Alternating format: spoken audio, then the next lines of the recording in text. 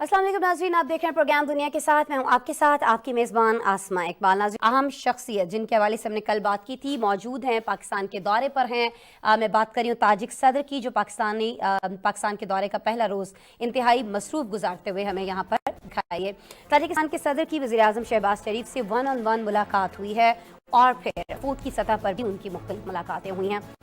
इन मुलाकातों की बात सामने आ रही हैं। दोनों मुल्कों के दरमियान ट्रांजिट ट्रेड मुआहदे समेत टेक्नोलॉजी, कस्टम्स और क्वालिटी कंट्रोल के शोबों में ताउन के मुआहदे और मुफाहमत की याददाश्तों पर दस्तखत भी किए गए हैं।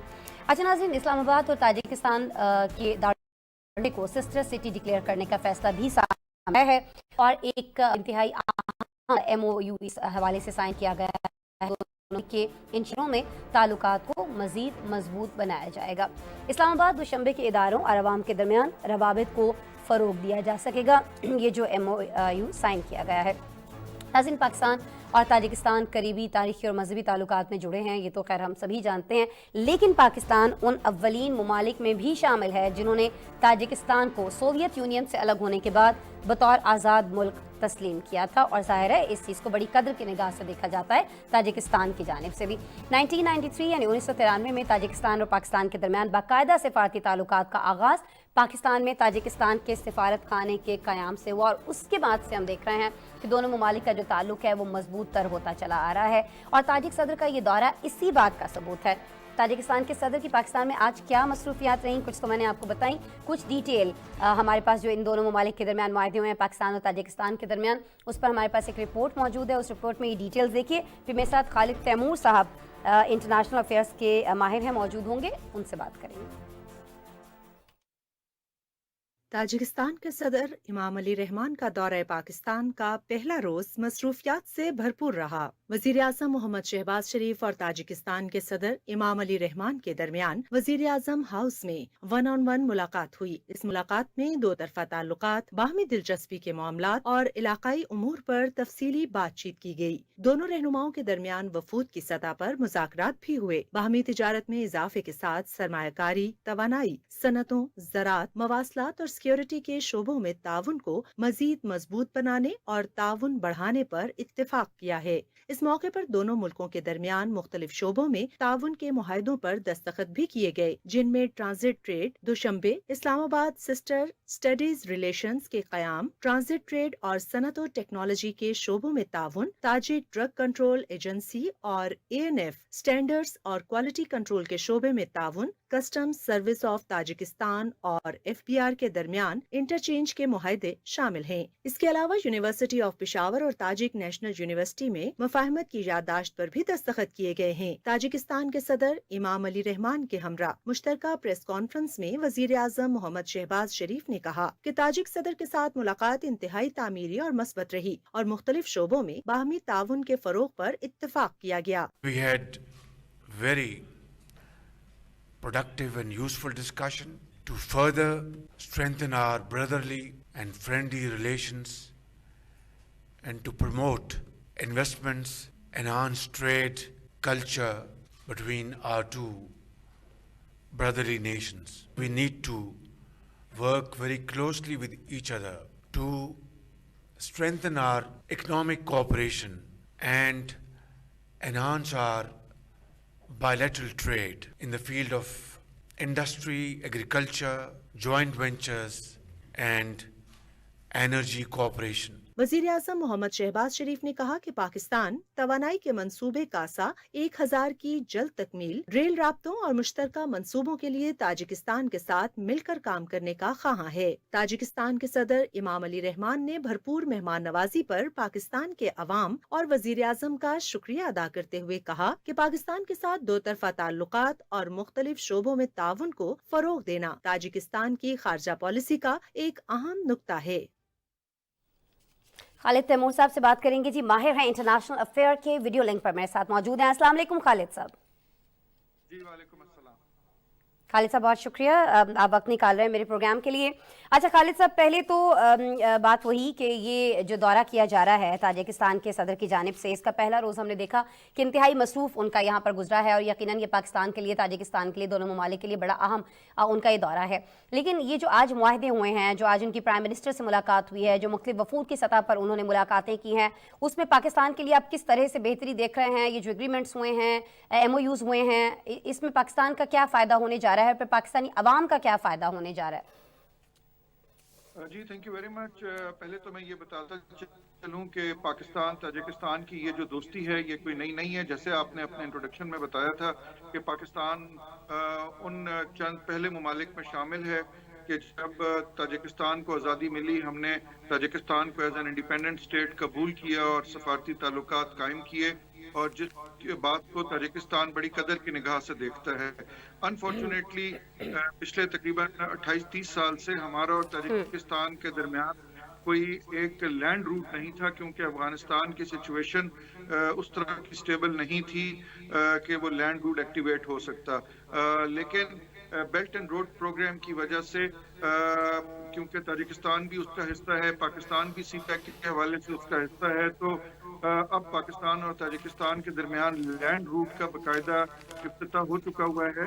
और ये मैं आपको बताता चलूं कि 2 महीने पहले ताजिक सदर ने तकरीबन 100 ट्रक्स का सामान जो है फ्लड फैक्ट्रीज के लिए दुशंबे से पेशावर भेजा, जो कि वाया अफगानिस्तान आया। और जो प्रेजेंट अफगान गवर्नमेंट है तालिबान की, वो बेसिकली ट्रांजिट ट्रेड को काफ़ी सपोर्ट करती है। तो हमने आज के दिन में देखा कि वो सारे माहिदे हुए जो कि पाकिस्तान ताजिकिस्तान ट्रेड को स्मूथ करने के लिए हैं। और मैं ये समझता हूँ कि पाकिस्तानी बिजनेसमैन और बिजनेस कम्युनिटी के लिए बहुत अच्छी खबर है। वजह यह कि ताजिकिस्तान एक लैंड लॉक कंट्री है और उनको बहुत सारे अपने सप्लाईज के लिए वो डिपेंडेंट थे दूसरे सेंट्रल एशियन कंट्रीज पे या चाइना पे। लेकिन अब वाया अफगानिस्तान जब ये ट्रेड शुरू हो जाएगी, जो कि तकरीबन शुरू हो भी गई है, उसमें पाकिस्तान का जो सामान है, ख़ास तौर पे जो हमारे सर्जिकल आइटम्स हैं, जो हमारे स्मॉल एंड मीडियम इंडस्ट्री वाले बनाते हैं, जिसमें स्पोर्ट्स गुड्स हो गए, हमारी टेक्सटाइल इंडस्ट्री हो गई, इनका सामान बाय रोड ताजिकिस्तान जा सकेगा, जिसकी वजह से हमारी तिजारत जो है इस मुल्क ताजिकिस्तान की तरफ बढ़ेगी। ठीक है, तिजारत को तो ज़ाहिर है बढ़ावा देना है, मईशत को सहारा देना है, लेकिन तवानाई के मसाइल बहुत ज़्यादा हैं खालिद साहब पाकिस्तान के अंदर। अब आप ज़रा ये बताइएगा कि तवानाई के मसाइल को हल करने के लिए कासा 1000 मनसूबा जो है उसकी अहमियत तो किसी से ढकी छुपी नहीं है, इसको जल्द मुकम्मल भी किया जाना चाहिए था। लेकिन हम ये देख रहे हैं कि 4 साल हो गए हैं इस प्रोजेक्ट को अनाउंस हुए और तभी से ये हमें ताख़ीर का शिकार दिखाई देता है, मुकम्मल नहीं हो पा रहा है। आज वज़ीर-ए-आज़म पाकिस्तान ने भी कहा, शहबाज शरीफ साहब ने भी कहा कि वो जल्द इसकी तकमील चाहते हैं, ताजिक सदर भी कह रहे हैं वो जल्द इसकी तकमील चाहते हैं। तो फिर वजह क्या है, रुकावट क्या है? और अब आपको लगता है कि जब दोनों जानिब से इजहार किया गया है कि इसको जल्द से जल्द कंप्लीट करना है, तो वाकईतन ये हो रहा होगा, कुछ अरसे में मुकम्मल हो रहा होगा ये मंसूबा सर? जी, ताजिकिस्तान जो है, ये मैं आपको बताता चलूं कि हाइड्रो इलेक्ट्रिक में ताजिकिस्तान इस रीजन के अंदर सबसे ज़्यादा बिजली बनाने वाला मुल्क है और एशिया का सबसे बड़ा डैम भी अभी कुछ अर्सा पहले ताजिकिस्तान में उसका इफ्तिताह किया गया। उनके पास एनर्जी सरप्लस है, क्योंकि ताजिकिस्तान की आबादी बहुत कम है। तो कासा 1000 का जो प्रोजेक्ट है, ये बेसिकली ट्रांसमिशन लाइन का प्रोजेक्ट है, जो जिसमें ताजिकिस्तान से पाकिस्तान जो है वो ट्रांसमिशन लाइन बिछाई जाएगी और बिजली आएगी। ये प्रोजेक्ट अनफॉर्चुनेटली 4 साल से सर्द का शिकार रहा है बिकॉज ऑफ वेरियस रीजंस। कुछ इसके अंदर फंड्स का भी इशू था, कुछ हुकूमत के पिछली हुकूमत का इंटरेस्ट इसमें इतना ज़्यादा नहीं था। लेकिन हमने ये देखा है कि पिछले चंद महीनों में वज़ीर-ए-आज़म साहब ने इसके ऊपर बहुत ज़्यादा स्ट्रेस दिया है। और ये ताजिक प्रेसिडेंट से जब SCO में सितंबर में मिले थे, वहाँ भी उन्होंने कासा 1000 की तकमील की बात की, आज भी बात की।